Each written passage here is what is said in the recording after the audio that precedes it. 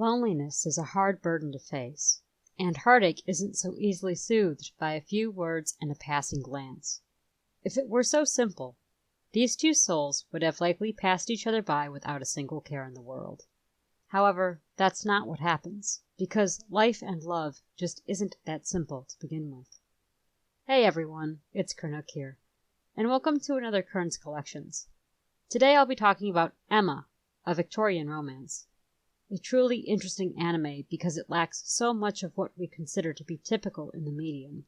You could completely take this story and make it into a live-action series without any hesitation at all. Almost everything would still fall perfectly in line with what the story has to say, and it wouldn't even be jarring or out of place, because this anime doesn't contain many of the tropes we've come to expect from anime as an art form. So, what is the story about? A simple maid of all work and a bright-eyed young man cross paths. Love blooms between them despite the class divide. This is the entire crux of the anime reduced down into a few simple words. It isn't a particularly complex series, but it's not over the top either. It is subdued in many ways, a slow burn romance the likes of which you just don't see anymore. Emma, a Victorian romance, is a soft and gentle story about romantic love between a man and a woman. Frankly, that's all it needs to be. It isn't a question of if these two lovebirds will end up together, because they certainly will.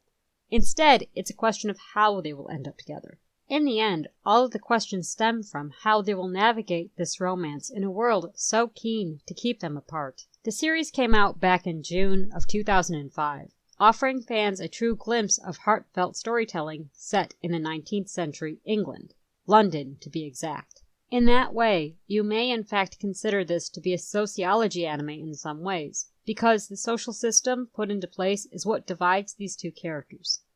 In most ways, it's the only thing that divides them at all. As a maid of all work, Emma is tasked to care for the complexities of a household. She cleans, cooks meals, makes tea, answers the door, and anything else her employer may need. Her life is a simple one. Meager, because that is the life of most maids of the era, particularly for a maid of all work. This station was a commonality for households that lacked grand estates and that would employ several people with all of the key tasks. Since most households weren't that large, they only needed one or two hired help. Hiring a maid of all work promised a symbol of status at the time. If you could hire one back in those days, you did, because it made you more respectable. If you had the money to afford a maid, then it meant that you had extra money to spend and that you were well off. Emma's general backstory is a common one for women of this era. Young girls were raised into the trade, and so was Emma. This was the life most girls would come to understand if they sat below a certain social class. They could learn by an employer who had taken them in, or by their families in hopes of helping their child find a job. Women just didn't have many places of employment back in those days. It was hard to find work. And a certain level of decorum was expected among the class divides. A certain responsibility loomed over society at the time, and Emma's story shows how romance unfolds when two people deny that responsibility outright. Now, I won't say that the anime is exactly historically perfect. It's certainly not. But for what it's trying to do, it fits just fine. So, on to the story then. When a simple maid steps into the world of the gentry, there are hurdles to overcome. William is a member of this gentry, and he is the eldest son of a wealthy family. Now, that's not to be confused with royalty. He's not royal blood.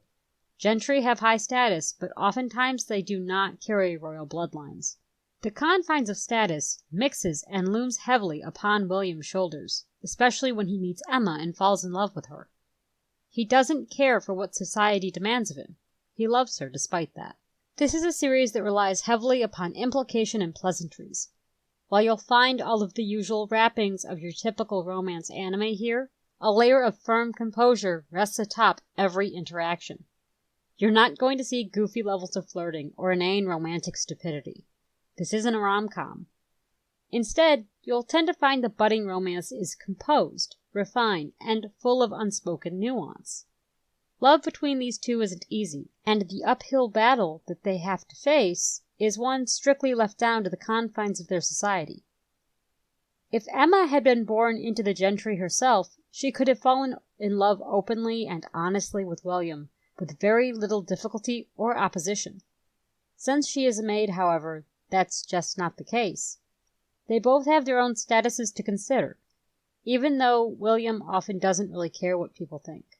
All in all, that's what makes this story so interesting. It isn't that they fall in love, but it's the confines and intrigue of that love.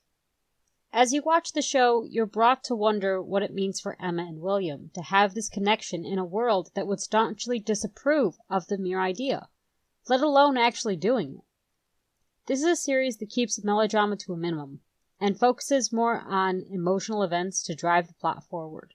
There is a key character death, for example, that heavily impacts Emma's livelihood, just as it would have in 19th century London at the time.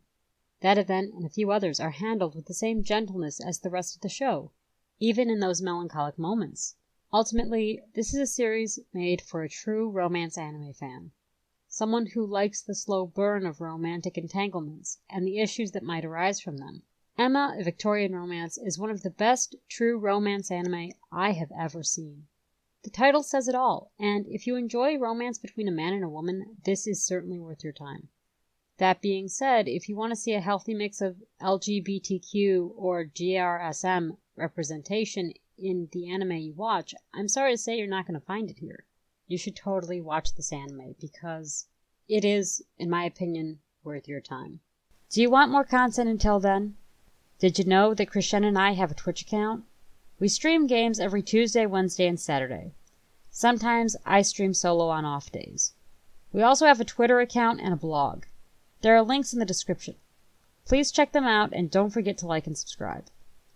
Thank you to all of our patrons for supporting our content. If you'd like to become a patron member yourself, the link is in the description.